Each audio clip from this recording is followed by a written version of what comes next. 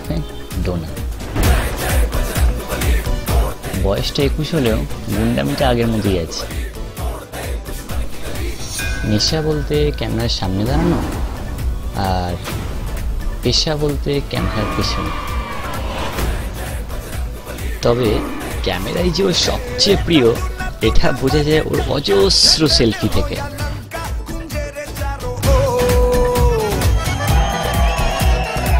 चल बेटा सेल्फी ले ले रे,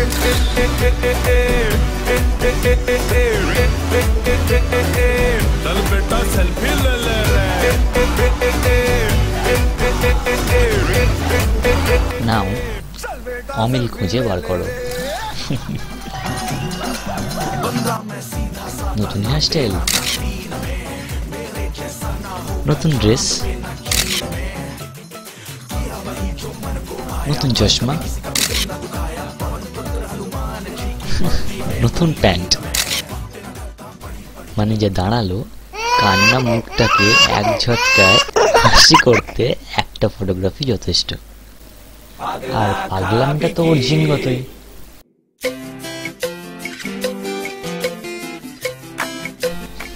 তবে পাগলা খাবে কি সেটা আমাদের বলে দিতে হয় না।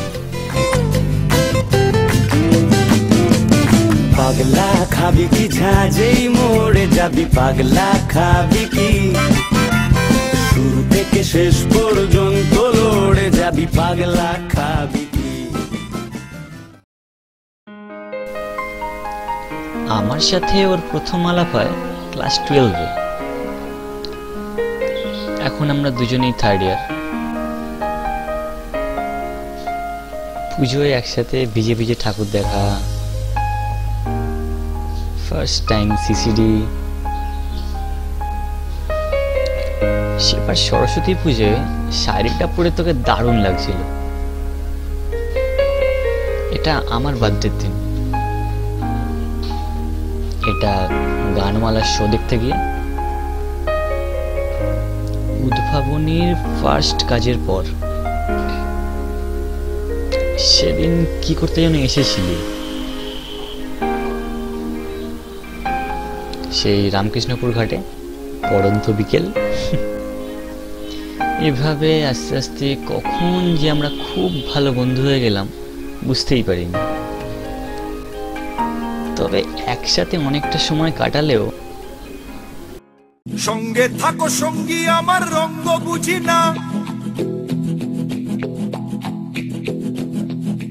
আদারে বাদারে খুঁজি তোমায় খুঁজি না।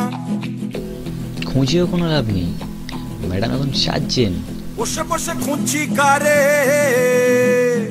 কে আমার কখন শেষ হবে কেউ বলতে পারবে না। বেরোনোর টাইম 10টা হলে 12টাতে নিশ্চয়ই হয়ে যাবে। বাট সাজুগুজুর পরে কিন্তু ম্যাডামকে তবে দেরি হয় আরেকটা জায়গাতে। আমাদের কোনো গ্রুপ ফটোতে ম্যাডামরা নেই, তার মানে ও আচ্ছা।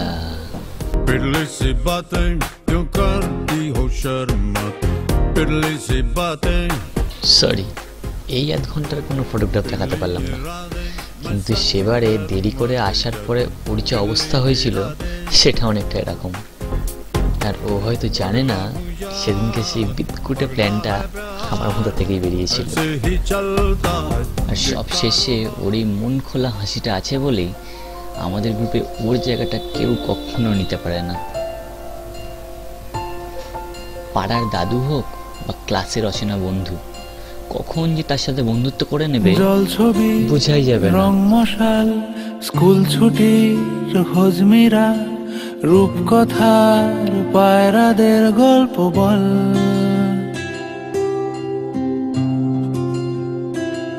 বন্ধু চল। এই অ্যালবাম শেষ হওয়ার নয়। কে পাগলি, সব ঠিক বললাম তো? রামধনু না, বার্থডে কালকে আবার উইশটা করেই ফেলি।